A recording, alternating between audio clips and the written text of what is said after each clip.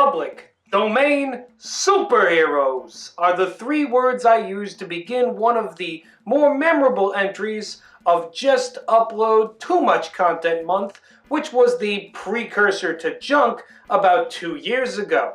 Now, I made a lot of decisions in that video that I'm not proud of. I mean, look at what's happening to my chin, my god. Ugh! But overall, I think people were pretty interested in that video because, yeah, superheroes are really big now. There's so much characters. There's so many, different companies that make them. Image Comics is now, coming into its own as, a thing people publicly know about the same way they do with DC and Marvel, thanks to Invincible. And there's just such an ocean of content out there. So what I did is, in that video, I initially talked about, different superheroes and tried to pitch a movie involving them. And in this one, it might be a little bit more of a loose format where I just go over different superheroes that I found interesting. With all that being said, these are 10 public domain superheroes in no particular order. Let's have fun. First, and most likely worst, is Dr. Jonathan Weir, also known by his superhero identity, the Purple Claw. This is a man who traveled to Africa, and a tribe of native people in some unspecified African country gave him a magical purple claw, which he fitted onto his hand and gives him super strength and the ability to fight crimes. Needless to say, this was a different time when characters like this existed. You'd have some white man from Europe or from America just go to Africa and the natives are just giving away magical artifacts because they got nothing to do with them. I don't know how super strength would help anybody. And it's just, maybe they got a ton of these lying around. Maybe it's a Wakanda of purple claws, and everybody has super strength, and they're like, dude, you gotta try this. If, gun to my head, somebody was like, make the Purple Claw movie, I'd make it about, Jonathan Weir learning the history behind the Purple Claws, and maybe, realizing that there are other Purple Claws in museums around the world that were, looted out of Africa, and realizing, oh man, I gotta, get these Purple Claws out of these museums and bring them back to Africa, give them back to the people. These super strength Purple Claw talismans. And there'd be I don't know, some successor to the British, East India Company, being oh no, we've hoarded all the Purple Claws for ourselves, Dr. Jonathan Weir. And I don't know, some kind of post-colonial thing from the perspective of a white guy. Listen, that's all I got, that's all I have to get. I should not be the one to make anything, and Purple Claw, frankly, should not be brought back in any capacity. And there's going to be people in the comments who are mad about that, and you're mad only because you don't have to be faced with this decision. So, moving on. On a more positive note, we got Boom Boom Brannigan, a boxer who gets hit in the face with a book on Greek mythology and hallucinates that Pandora from Pandora's boxmyth is telling him, Boom Boom Brannigan, with your great boxing skills, you gotta travel the world and fight evil and with just your fists. And so he wakes up from this, and he ends up getting into a boxing match with the guy who hit him with the Greek mythology book, who was the world champion at the time. And he also, in following with his delusion, thinks that his manager's daughter, whose name is also Pandora, is the reincarnation of Pandora. And he's like, yeah, I will keep my promise to you and fight evil. And so from that point on, the story of Boom Boom Brannigan is that he travels the world and boxes all manner of supernatural evils. This concept is just too wild and too amazing to not think about as what would this movie be? A dude boxing all sorts of Greek monsters out of history all around the world. Maybe it's it's a modern Hercules tale, and him and Pandora have this kind of star-crossed romance, and he does or doesn't inadvertently kill her, and then have to take the 12 trials. The original Greek mythology was dark. Disney's movie, it's got flaws, but I don't know, I kind of dig that version of the story in some ways. It's got its charm. Next! Next up, we've got a superhero named Microface. No, he doesn't have an extremely small face. He has a mask that has microphones built into it, and interestingly enough, for the time, he can like plug the wires from telephone poles into it and make phone calls using it, which is just wild. So this dude's main ability is that he can use the microphones to like throw his voice and do various things in regards to that. He also has X-ray vision while he's wearing the mask, just like an extra power to throw in there because, you know, sometimes just having a micro face just ain't enough. Funnily enough, the wiki specifies in his article that he like tried to give this invention to the U.S. government, like, try out this invention, you know, maybe give it to soldiers and intelligence officers. This microphone mask that also like, you know, can do X-ray vision, and they turned him down. They said no. Like, what the heck? So, like, this man tried to democratize the ability he uses to fight crime and give it to as many people as possible to like give them the edge. Like, you know, this technology could have been useful, but no, the U.S. government's like, nah, we don't want it. Keep your micro face. That's stupid. That's stupid, bro. So next up, we've got the not at all similar to Microface, Echo, also known by his civilian name, Jim Carson.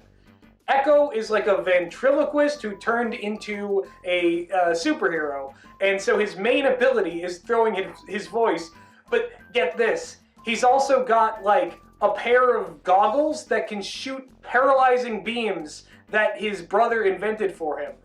So his main ability is that he can shoot, like he has laser vision essentially, and he can paralyze people, but no, he still decided, oh, I'm gonna call myself Echo, I'm gonna be the ventriloquism superhero, when it's like, dude, your brother invented these paralyzing goggles and gave them to you. If anything, he's doing the heavy lifting for your superhero career. Were you that bitter about being a failed ventriloquist that you like had to incorporate it into like your...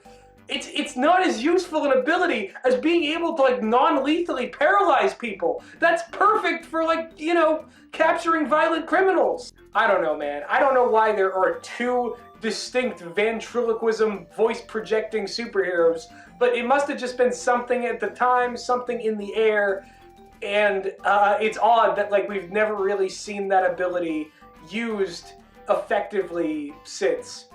Unless we have. In that case, put it down in the comments and tell me who's your favorite ventriloquist superhero, because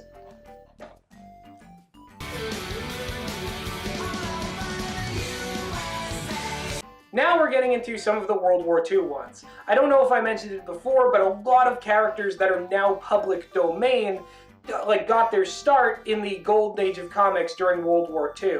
And a lot of these like licenses were from like smaller companies that like became defunct, or just like whatever company was in control of them did not, you know, reinstate the license at any point or do anything with the IP, and around 1977 these things entered the public domain.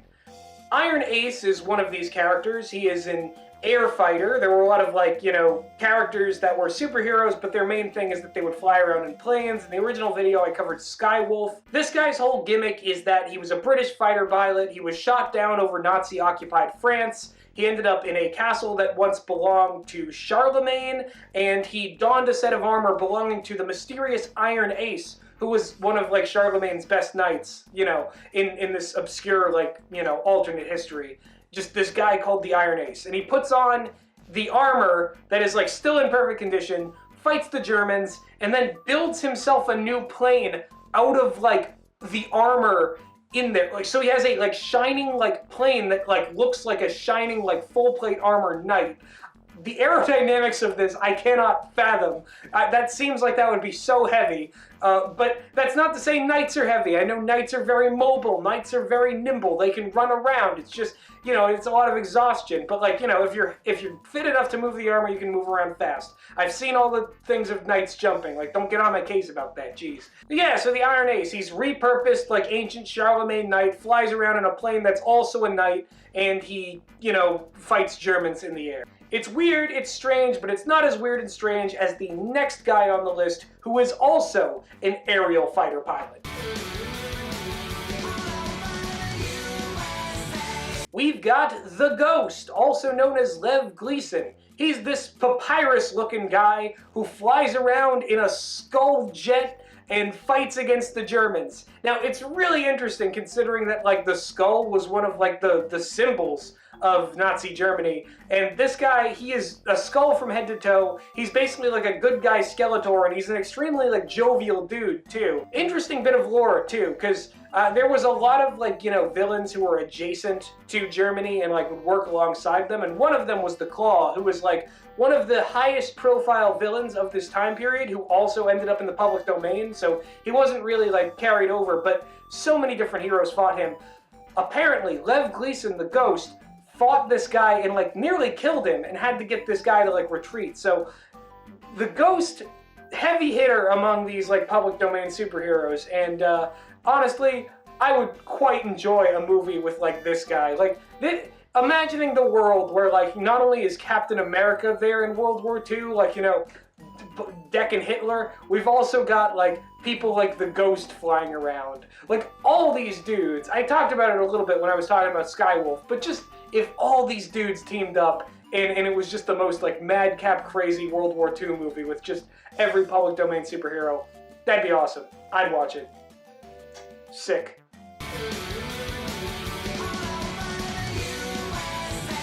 Still within the realm of World War II, but in a completely different theater, we have Rip Jagger, aka the Judomaster. This is a guy who enrolled in the Marines, he fought in the Pacific Theater, and he met up with a group of Japanese refugees who didn't want to be ruled by Hirohito. While he's helping this group of people, he manages to rescue a girl, and her grandfather teaches him the ancient art of judo. And from that point on, he becomes the master of judo. He literally, he ends up wielding it in a short amount of time, and judo just solves all his problems. He becomes a superhero, and his power is just, I learned a fighting style from another country. I gotta say, like, this is, like, peak Orientalism. Like, if the Claw was, like, the whole, like, you know, Darkest Africa holds, like, great secrets trope, then this is just, like, you know, Japan, the Orient. It's strange and weird, but, like, I really like judo as a martial art. I practiced it for, like, a couple years in my teen years, so I really enjoy the concept of a guy who's just a superhero, but, like, he's mastered the art of judo. I think that's really cool. I think if we were to update the character, we'd find some way to, like, make it, like, you know, maybe one of the refugees is the Judomaster, and he's, you know, trying to fight against Hirohito and the Japanese military, like, fight back against fascism, because one of the core tenets of judo is that, like, you know, you take the enemy's force, you redirect it, and bring them down to the ground. It's the gentle way. So I think juxtaposing a fighting style like judo against fascism is there's a lot of, like, you know, thematic, interesting stuff there to unpack, and I may re-explore that concept in a future work. It's just something to log away for myself, I suppose. Good self-imposed challenge. Ideas can be found anywhere. Next. And our final one out of World War II is the Man of War, who essentially resembles Captain America with, like, a flaming sword. So the deal with this guy is actually, like, wild. So the Mars, the Roman god of war, looked upon the Germans as was like, these guys and their war effort, cool, based. I'm gonna side with the Germans. I'm sending them my champion. And the intention was to send him to Germany, but because he miscalculated, like, where the axis of the Earth was, he ended up sending him to the middle of America. And as a result, this Man of War became infused with, like, American values, and instead started fighting against the Germans. So I find this absolutely absurd. Like, Mars, obviously, he was like, oh no, I messed up, ah! And, like, the Man of War at that point is completely, like, a free-willed being, like, out of his control, and is, like, fighting for America. But what's so strange about that is, like, okay, like, was it just the geographical location that this guy ended up in that ended up, like, shaping his entire worldview? Like, think about how fucked up that is. Like, if this dude actually landed in Germany, like, he would have been like a you know, super, like, he would have been Hitler's champion. And that's just crazy to me. It almost makes you think about how, like, you know, where we end up, our geographical location, and, like, the sort of, like, values in the area we're born into really, like, shape our entire personality. The difference between them being the ultimate villain and the ultimate good guy, it could just come down to a simple layout of peaks and valleys, mountains and continents, and then, like, the cultures that develop as a result of that. And that is a deeply sobering thought. And with that, I think that we're going to leave World War II far behind. So moving on from World War II to the much easier to discuss topic of police brutality, we have Sergeant Bill Norton, aka Alias The Dragon. Okay, so not only is his superhero identity, like, alias, which means, like, a fake name, he's also calling himself The Dragon. So wouldn't his alias be The Dragon? Why is he calling himself fake name, insert fake name here? It's wild to me. Not only that, but this guy is a police sergeant and a, like, police scientist is what he's described as. Like, I don't know how that works. Like, do the police, like, the police station, they have, like, you know, beakers and stuff back there, and they're doing police science. They gotta find all those new ways to detect melanin and destroy it. So Alias the Dragon's main thing is that he is a cop who decided to conceal his face and operate outside of the usual police jurisdiction and bring a flamethrower to the streets with him, which is why they call him the Dragon in the first place. Again, you gotta love this. Like, this man in his infinite police science was like, I know what'll stop more crime. If I go out there with a flamethrower with the explicit intent to use the flamethrower on lawbreakers. That's great. Say what you will about the ethics of, like, gun legislation, but, like, I don't think we're ready to have fire legislation. Like, that's a bridge we are not ready to cross. And I think that, like, you know, maybe that's why Alias the Dragon has to hide himself, and he has to, you know, use his dark gift of fire in secret. What we're really talking about with this guy is just an arsonist with a badge. Let's make that entirely clear. Like, how does the rest of the precinct under this guy's, like, command fare? I don't want to know. I don't need to know. And Alias the Dragon, oof. This ain't it, Chief. Police Chief. And last but certainly not least, we have Stardust, the Super Wizard. This man is a wizard, despite the fact that he seems like a powerful Adonis with superhuman strength. And sure enough, this dude appears to be the OG, like, OP protagonist man. This guy can essentially do anything with a combination of his, like, far-out science and buff bod. He's basically an omnipotent god who lives in a private star out in space, and he fights crime on Earth just cause it's something to do. Like, I don't fault him for it. We need all the help we can get down here, but like, this dude there's no stopping him. What I love is that, like, the wizard archetype in fiction is usually, like, you know, you picture like a old man in starry robes carrying a staff with, like, a long beard or something. Or you imagine, like, you know, someone like Doctor Strange who's, you know, like, wielding strange things. You don't imagine, like, a hyper scientist who's you know, coming down here and, like, I am a wizard, and just... This dude, like, feels like a precursor to Adam Warlock, actually. Like, come to think of it, Wizard, Warlock, the names are pretty similar. Like, I think design notes were shared at some point, or at the very least, like, there must have been a bunch of characters like this at the time.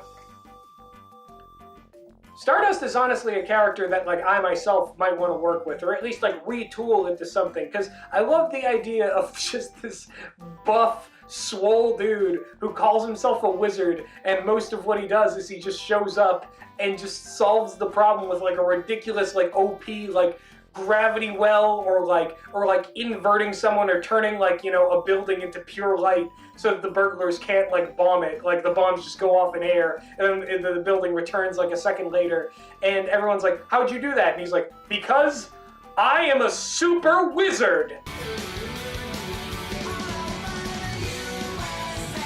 The thing about all of these characters is that it's just fascinating that so many characters were created like during the Golden Age. Really, so many characters are created like always.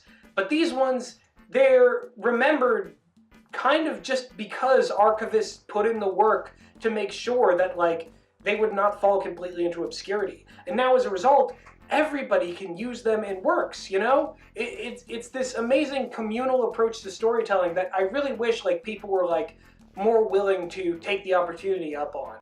Through looking at this wiki and like, you know, looking at the old characters, I also learned that there's like a number of open source characters that people like created even up to like, you know, the 2010s. While I was perusing the open source characters, I also learned that Linkara's own Lightbringer is now part of the open source, so take that as you will. If you folks want to learn more about public domain superheroes and open source characters, I might make another video on them in the future, but you should also check out the Public Domain Superheroes Wiki, which I will link in the description. If you have a favorite character, if you like have something you want to share, something you want to cover, or if you have ideas for open source characters of your own, consider this comment section and just Dire Gentleman channel in general a great place to share whatever your creative ideas and fascinations are. I think it's important that, like, you know, whatever community this is here, whether we can call this like, you know, ragtag assortment of people who come to this ragtag collection of videos, a community, regardless, I want all of you to be able to, like, you know, indulge in your creativity and be willing to share and get your projects out there. It's super important that all of you are creative, because I just want to see a world where as many individuals can actualize their potential as artists as possible. And with all that being said, this concludes another video in this merry month of Junth. If you like this one and this is your first Dire Gentleman video, like the video, subscribe, go through the archives. There's plenty of stuff that I think you will enjoy, something for everyone here, and I will see all of you in the near future.